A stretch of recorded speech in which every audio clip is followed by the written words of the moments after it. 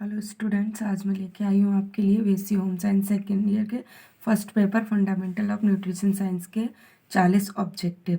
जैसा कि मैंने कहा था कि मैं आपके लिए ऑब्जेक्टिव की सीरीज़ लेके आऊँगी, तो वही आज मैंने सीरीज़ स्टार्ट कर दी है। इसमें पहला ऑब्जेक्टिव है, हमारे शरीर को पोषित करता है। हमारे शरीर को पोषित करने के लिए किस चीज़ की आवश्यकता होती है? तो हमारे शरीर को पोषित करने के लिए भोजन की आवश्यकता होती है। तो आपका आंसर ए राइट है। ओके, नेक्स्ट है, अपोषण की कितनी स्थितियां होती हैं? तो अपोषण की 2 स्थितियां होती हैं। तो इसका राइट आंसर है ए। ओके, नेक्स्ट है, मानव जीवन की प्राथमिक आवश्यकता क्या है? तो मानव जीवन की प्राथमिक आवश्यकता होती है भोजन। तो इसका राइट आंसर है बी। ओके, नेक्स्ट है, पोषण की कितनी स्थितियां होती हैं?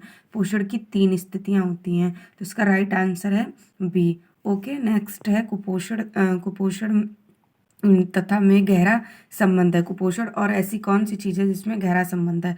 तो कुपोषण और चिंता में गहरा संबंध है। अगर हम कुपोषित भोजन लेंगे और चिंता हमें ज़्यादा होगी तो इन दोनों का गहरा संबंध होता है। तो इसका राइट आंसर है ए, चिंता। ओके, नेक्स्ट है, प्रोटीन नाम सर्वप्रथम किस वैज्ञानिक द्वारा प्रस्तावित किया गया? तो हमारा नेक्स्ट क्वेश्चन था, प्रोटीन शब्द सर्वप्रथम किस वैज्ञानिक ने दिया? तो प्रोटीन शब्द सर्वप्रथम मुल्डर ने दिया। ठीक है, नेक्स्ट है, प्रोटीन की कमी से होने वाला रोग है। प्रोटीन की कमी से हमें चर्म रोग होता है। ये चर्म रोग जो होता है हमारी बॉडी पे चकत्ते से, मतलब ब्लैक ब्लैक से पड़ जाते हैं। इसका राइट आंसर है सी। ओके, नेक्स्ट है, प्रोटीन प्राप्ति के साधन है। प्रोटीन प्राप्ति के साधन जिससे हमें मतलब भरपूर प्रोटीन मिले वो उसके साधन। तो प्रोटीन प्राप्ति का साधन सोयाबीन भी है, सेम भी है, मूंगफली भी है, उपयुक्त सभी। तो ये तीनों ऑप्शंस सही हैं। तो हमारा राइट आंसर है डी। ओके, नेक्स्ट है, गेहूं का प्रोटीन होता है। गेहूं में मतलब कौन सा प्रोटीन पाया जाता है? तो गेहूं में ग्लूटीन प्रोटीन पाया जाता है। इसका राइट आंसर है सी। ओके, नेक्स्ट है, कार्बोहाइड्रेट के कुल कितने प्रकार होते हैं? तो हमारे कार्बोहाइड्रेट के 3 प्रकार होते हैं। इसका राइट आंसर है बी। ओके, नेक्स्ट है, पैक्टिन पाया जाता है। पैक्टिन किस में पाया जाता है? तो पैक्टिन हमारे पके हुए फलों में पाया जाता है। इसका राइट आंसर है डी। ओके, कार्बोहाइड्रेट के अधिक सेवन से कौन सी बीमारी हो जाती है? कार्बोहाइड्रेट के अधिक सेवन से हमें मधुमेह रोग हो जाता है। ठीक है, ज़्यादा अगर हम कार्बोहाइड्रेट लेंगे तो उससे हमें डायबिटीज़ यानी मधुमेह रोग हो जाएगा। तो इसका राइट आंसर है बी। ओके, हमारा नेक्स्ट क्वेश्चन है, साधारण शर्करा होती है, मतलब हम जो शर्करा खाते हैं इसमें साधारण शर्करा कौन सी होती है? तो ये हमारी ग्लूकोज होती है और हमें ग्लूकोज से ही इंस्टेंट एनर्जी प्राप्त होती है। तो इसका राइट आंसर क्या है? ए। ठीक है, और नेक्स्ट है, वसा की मात्रा कितनी होती है? मतलब वसा की मात्रा अधिक किस में पाई जाती है? तो वसा की मात्रा अधिक जो होती है वो मक्खन में पाई जाती है। तो इसका राइट आंसर है ए।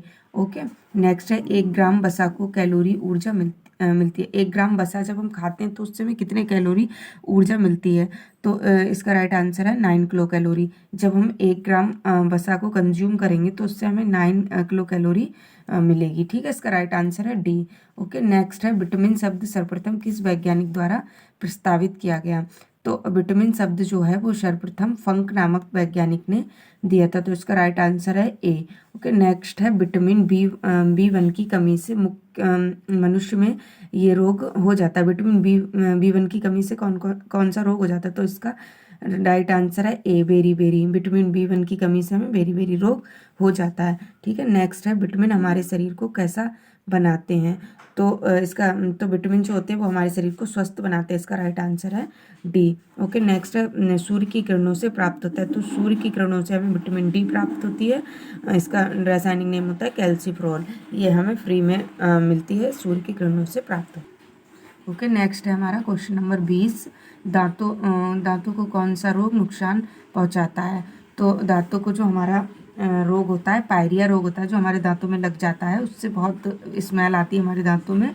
इससे हमें दांतों को हमारे बहुत नुकसान ये रोग पहुंचाता है। ठीक है, नेक्स्ट है, स्कर्वी रोग किस विटामिन की कमी से होता है? तो स्कर्वी रोग जो होता है वो विटामिन सी की कमी से होता है।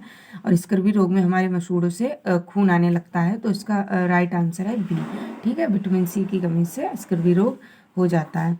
नेक्स्ट है विटामिन ए की प्राप्ति के साधन है। विटामिन ए की प्राप्ति के साधन जो हैं वो हमारे फल भी होते हैं, सब्जियां भी होती हैं, अंडे की जर्दी, तो उपयुक्त सभी हमारे जो हैं वो विटामिन ए की प्राप्ति के साधन है। तो इसका राइट आंसर हुआ डी। ओके स्टूडेंट्स, नेक्स्ट है सूर्य की किरणों से प्राप्त होता है। सूर्य की किरणों से हमें क्या प्राप्त होता है? तो सूर्य की किरणों से हमें जो है वो विटामिन डी प्राप्त होती है।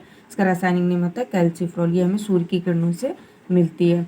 ठीक है, नेक्स्ट है पानी में घुलनशील विटामिन कौन सा होता है? तो पानी में घुलनशील विटामिन जो हमारा होता है वो बी और सी होता है। तो इस हिसाब से इसका राइट आंसर हुआ डी। ओके, नेक्स्ट है वसा में घुलनशील विटामिन है। तो वसा में घुलनशील हमारे ए, के, ई, ये सारे हमारे वसा में घुलनशील होते हैं। इसका राइट आंसर है डी, उपयुक्त सभी। नेक्स्ट है हमारा विटामिन डी का रासायनिक नेम क्या होता है? तो विटामिन डी का रासायनिक नेम कैल्सीफ्रॉल होता है। तो इसका राइट आंसर हुआ बी। हमारा नेक्स्ट क्वेश्चन है कैरोटीन पाया जाता है। कैरोटीन जो होता है वो हमारी विटामिन ए में पाया जाता है, विटामिन ए से मिलता है हमें, और ये गाजर में सबसे ज़्यादा पाया जाता है। तो इसका राइट आंसर हुआ ए, विटामिन ए। ओके, नेक्स्ट है मनुष्य को प्रतिदिन कितना पानी पीना चाहिए? तो मनुष्य को प्रतिदिन 3 लीटर पानी कम से कम पीना चाहिए। तो उस हिसाब से इसका राइट आंसर हुआ ए। ओके, नेक्स्ट है हमारे शरीर में जल कितने प्रतिशत है? हमारे शरीर में जल 60 से 70% होता है। तो इसका राइट आंसर हुआ डी। ओके, नेक्स्ट है जल शरीर के तापक्रम को क्या करता है? जल जो होता है शरीर के तापक्रम को नियंत्रित करता है। तो इसका हमारा राइट आंसर हुआ ए। ओके, नेक्स्ट है कैल्शियम का प्रमुख स्रोत है। कैल्शियम का प्रमुख स्रोत दूध होता है, इससे हमें सबसे ज़्यादा कैल्शियम मिलता है। तो इसके हिसाब से इसका राइट आंसर ए हुआ। ओके, नेक्स्ट है लोहे की कमी से होने वाला रोग कौन सा होता है? लोहे की कमी से हमारे शरीर में अनीमिया नामक रोग हो जाता है।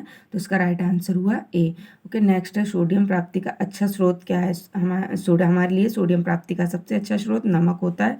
तो इसका राइट आंसर हुआ सी। हमारा नेक्स्ट क्वेश्चन है आयोडीन की कमी से होने वाला रोग है। आयोडीन की कमी से घेंगा नामक रोग हो जाता है। इससे हमारे गले में थायराइड ग्रंथि जो होती है वो फूल जाती है। तो ये इस हिसाब से इसका राइट आंसर ए हुआ। ओके, नेक्स्ट है छीलकर भोज्य पदार्थ को हम क्या करते हैं? छीलकर जो होते हैं हम भोज्य पदार्थ को उबाला जाता है। तो इसका राइट आंसर हुआ ए।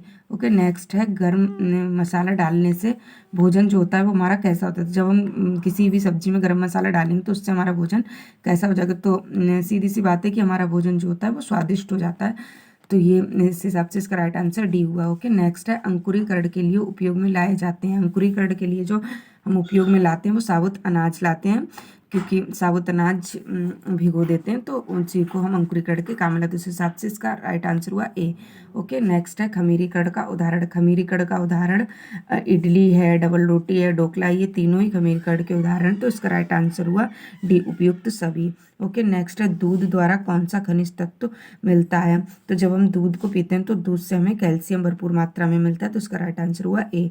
ओके, नेक्स्ट है अचारों के संरक्षण के लिए कौन सा रासायनिक पदार्थ डाला जाता है? मतलब अचार को जब हम बनाते हैं तो उसको काफ़ी दिनों के लिए सुरक्षित रखने के लिए हम उसमें कौन सी चीज़ डालेंगे जिससे कि वो ख़राब ना हो?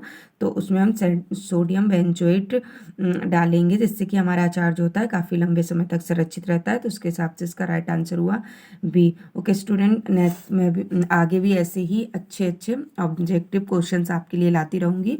तो आप मेरी वीडियो को देखें और चैनल को सब्सक्राइब करें और मेरी वीडियो को लाइक करें और कमेंट करें कि आगे भी मैं इस तरह से आपके लिए अच्छी अच्छी वीडियो लाती रहूं। Thank you students.